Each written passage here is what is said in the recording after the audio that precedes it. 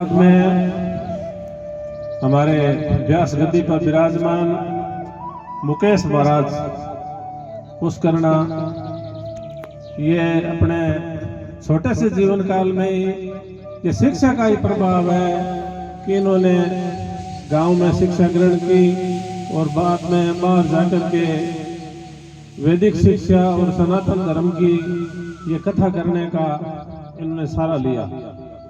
हमारे काकड़ा के हमारे घर के नजदीक कम से कम 20-25 पुष्करणा ब्राह्मणों के घर है। तो मैं जब 6वीं से लेकर 10वीं तक वहां पढ़ा तो इनके दादाजी ताराचंद जी पुष्करणा हमारे बहुत ही नजदीकी और परिवार के थे और इतने अच्छे और सौम्य स्वभाव के व्यक्ति थे। तो उनके पौत्र के रूप में इस तरह भागवत की कथा कर रहे हैं और 100 से भी ज्यादा ये कथाएं इन्होंने कर चुके हैं, तो ये एक बहुत बड़ी बात है। भगवान की कथा सबको सुनाना हमारे मोहल्ले के अंदर एक छोटा सा पंडाल लगाया, हालांकि कथाएं छोटे रूप में भी होती है। लोग 20-20 करोड़ रुपए लगा करके और बहुत बड़े पंडाल लगा करके बसों द्वारा बाहर से और इतने इनविटेशन करते हैं, लेकिन जितना आनंद एक छोटे कार्यक्रम में होता है ना, उतना उस कार्यक्रम में मिल नहीं सकता। बाकी कथा में देखो 4 तरह की बातें होती है, भयानक, प्रेरक, रोचक और यथार्थ। तो भयानक रूप तो उन पापियों को दिखाने के लिए, भाई आपने कुछ ऐसा किया तो आपके साथ ऐसा हो सकता है। रोचक वो चीज है भाई आपकी रुचि बढ़ाने के लिए कई बातें ज्यादा भी कह दी जाती है। और प्रेरक मतलब किसी का उदाहरण दे करके, प्रेरणा दे करके, तो उसको प्रेरक कहते हैं। लेकिन हमें यहाँ जब आता है ना, तो यथार्थ रूप से जो बातें होती है ना, वो हमें पकड़नी है। अब स्वामी राम सूरदास जी का मैं प्रवचन नित्य सुनता हूँ जब भी टाइम मिलता है। तो उन्होंने कहा कि मैंने कुटिया में बैठकर भगवान के ग्रंथ बहुत पढ़े और मैंने खुद पुस्तकों का भी बहुत अध्ययन किया और भगवान का जप भी किया, मैंने यज्ञ भी किया, लेकिन जितना मेरे को लाभ सत्संग सुनने से और दूसरों को सुनाने से जो मिला, उतना फायदा उससे नहीं मिला। तो सत्संग में आते हैं ना, एक बहुत बड़ा प्रभाव पड़ता है भाई। लोगों के बीच में बैठ करके जब बात बताते हैं तो हमारे में जो अवगुण होते हैं ना, तो हमें मिलती है प्रेरणा। तो मेरे को भी यहाँ शुरू में आया ना, तो शुरू वाले दिन महाराज जी ने ये बात बताई कि भी अपने घर में जो भी भोजन बनाते हैं सुबह उठने के बाद में, तो सबसे पहले ठाकुर जी के भोग लगाओ, चाहे यज्ञ के द्वारा लगाओ, चाहे किसी तरह भी उनके भोग लगाना है, उनको अर्पण करके। यदि हम कोई भी दूध पीते हैं, कोई फल फ्रूट भी भोजन के रूप में लेते हैं, भोजन भी करते हैं, तो भगवान के अर्पण करने के बाद में वो प्रसाद हो जाता है और पवित्र चीज हो जाती है। तो हालांकि हम भोजन करते हैं बाद में, लेकिन मेरा खुद का एक स्वभाव था कि मैं दूध हवन करने से पहले पी लेता था। तो मैंने मेरे घर में जो हवन करते हैं उन सबको कहा भी हवन अपने 1 घंटा पहले करेंगे, दूध बाद में पिएंगे। तो मेरे को मेरे पिताजी की एक बात याद आ गई कि हमारे पिताजी के एक धर्म भाई थे, उनसे 16-17 साल बड़े थे, गांव के ही, हमारे नजदीक से तो दूर पड़ते थे, लेकिन वो भाई से भी ज्यादा प्यार रखते थे। तो उनकी जब मृत्यु हुई तो मैं और पिताजी बस में उनके यहाँ मिलने के लिए गए। तो हम बस में गए दोनों। तो पिताजी ने वहां जो लोग बैठे थे उनको बताया कि हमारे भैरू भाई ऐसे व्यक्ति थे कि इनके कई बार दीना नहीं था घर में, तो भी आटे को गिलो करके धूपिया पे रख करके उसको भगवान को अर्पण करके, घी नहीं था उसमें, दूध भी नहीं था, लेकिन आटे को भी उसमें मतलब गिलो करके धूपिया के ऊपर खे करके बाद में भोजन करते थे। ऐसे हमारे भैरू भाई थे। तो वो पंडित जी ने बात बताई, तो वो बात मेरे को बहुत याद आ गई। तो मतलब इस तरह से ये एक बात मिली है, तो सत्संग में तो कितनी हजारों बातें कहती है, तो कहते हैं तो हमारे जीवन में वो बातें मिलती है। और सत्संग में हम आकर बैठते हैं 4 घंटे 3 घंटे, तो ये तपस्या है, हर आदमी से बैठा नहीं जा सकता।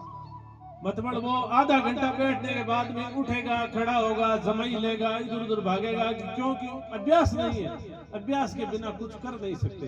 तो ये तप है, ये तप हर आदमी के बस की बात नहीं है। तो जागरण में 3 घंटा बैठना, यहाँ पर सुनना, ये एक बहुत मुश्किल काम है। महाराज जी को मैंने एक सुधांशु जी महाराज के प्रवचन होते हैं, वो आप भी YouTube पे देखा करो।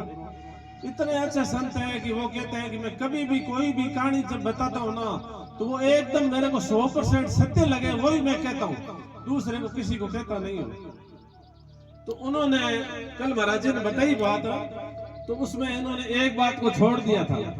तो उन्होंने उस टाइम बताया भी देवता और राक्षसों का जब आप समय युद्ध करने के लिए तैयार हो गए, तो प्रजापति भगवान ने कहा भी आप युद्ध करने के लिए तैयार हो गए, दोनों आपस में लड़ने के लिए, आपके पास क्या ताकत है?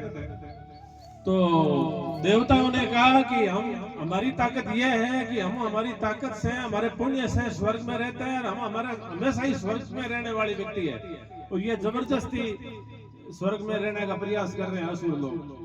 तो असुरों ने कहा भाई आप, तो उन्होंने असुरों ने कहा कि इन देवताओं से हमारी ताकत 4 गुना ज्यादा है, ये स्वर्ग में कैसे रहेंगे? स्वर्ग में तो हम रहेंगे।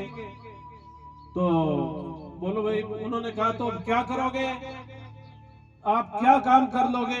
आपका कोई एक विशिष्ट कार्य बताओ भी, हम ये काम कर लेंगे। तो देवताओं ने कहा कि हमें आप कोई भी बुरी से बुरी जगह दे दो, हम उसको 6 साल में स्वर्ग बना देंगे। बुरी से बुरी जगह दे दो, उसको 6 साल के अंदर स्वर्ग बना देंगे। तो असुरों को पूछा भी, बोलो भाई आप, बोलो हम इसको 6 दिन में नरक बना देंगे। ये तो 6 साल में बनाएंगे, हम 6 दिन में ही नरक बना देंगे। तो अब हमें ये सोचना है भी हमें असुर बनना है या देवता बनना है। घर के अंदर, परिवार के अंदर, मोहल्ले के अंदर, कस्बे के अंदर, शहर के अंदर जो अच्छे लोग होते हैं ना, तो वो जब रहते हैं ना, तो वो स्वर्ग की तरह रहते हैं। वो जहां भी जाते हैं उनकी कीर्ति फैलती है। वे कितने अच्छे व्यक्ति है, हर व्यक्ति को साथ लेकर चलते हैं, अपने धंधे को बढ़ाते हैं, भगवान के धर्म को बढ़ाते हैं, हर तरह से समाज की सेवा करने के लिए वो लोग करते हैं। महाराज श्री ने बताया कि घर में एक स्त्री होती है, तो वो कितनी भी घर में विपरीत परिस्थितियां आती है, वो पूरे परिवार को सहन करती है, कुटुंबियों को सहन करती है, पीर पक्ष को भी सहन करती है, और हर आने जाने वाले को भोजन देती है, पानी पिलाती है। लेकिन जब वो मर जाती है तब पता लोगों को चलता है कि कितनी मतलब शानदार थी। उसी घर में लोग जो नित्य प्रति 20-10 लोग, सैकड़ों लोग आते हैं, वो आने बंद हो जाते हैं, उस घर में कोई आता ही नहीं। तो ये एक सुधांशु जी महाराज के प्रवचन की बात थी, वो मैंने बताई है। बाकी तप की बात है, भगवान ने गीता में 3 प्रकार के तप बताए हैं 17वें अध्याय में। आप उसमें 3 अध्याय है, वो पढ़ के देखना और रोज पढ़ना, बहुत अच्छी बात है। तो उसमें 3 श्लोक है। पहला श्लोक है देव द्विज गुरु प्रज्ञा पूजनम सोच मार्जोम अहिंसा च शारीरम तप उच्यते ब्रह्मचर्य च अहिंसा च शारीरम तप उच्यते। तो शरीर संबंधी जो पहला तप है उसमें बताया है देवता, ब्राह्मण, गुरु, माता पिता और ज्ञानी जनों की सेवा और पूजा करना, और पवित्रता, हमेशा पवित्र रहना इंसान को, और सरलता, और ब्रह्मचर्य और अहिंसा, किसी भी जीव को दुख नहीं देना, ये उसका शरीर संबंधी तप है। और दूसरा तप उन्होंने बताया है वो वाणी संबंधी तप है, अनुद्वेग कर्म वाक्य। उद्वेग करने वाला कोई व्यक्ति ऐसा वचन न बोले कि सामने वाले पे गोली का चोट करता है, मतलब उसने लाठी नहीं मारी है लेकिन शब्द उसने ऐसा निकाला है कि सामने वाले का हृदय विदीर्ण हो जाता है। तो अनुद्वेग कर्म वाक्य, उद्वेग करने वाला वाक्य कभी भी नहीं बोले, और ऐसा वाक्य बोले जो प्रिय और हितकारी हो और सत्य भी हो। प्रिय, हितकारी और सत्य हो, और वेद शास्त्रों का पढ़ने का और भगवान का हमेशा संकीर्तन नाम जप का ये अभ्यास है, ये वाणी संबंधी तप है। और दूसरा तप तीसरा तप उन्होंने मन संबंधी बताया है गीता में, मनोप्रसाद सौम्यतम मौन मात्म विनिग्रह भाव संशुद्धि रीत्य तत्व मान समुचित। तो मन हमेशा प्रसन्न रहना चाहिए, इंसान का जब मन होता है ना, वो प्रसन्नचित होता है, हमेशा ही हंसमुख रहता है। किसी भी आदमी से मिलते हैं तो हंसकर मिलते हैं, उसका चेहरा कितना अच्छा होता है। कभी फोटो खिंचाने जाते हैं तो फोटो वाला कहता है अभी थोड़ी सी मुस्कान बिखेरिए, तो लोग जो हंसता नहीं है ना, उसकी रोनी सुनती आती है, मुस्कान उसके चेहरे में आ ही नहीं सकती।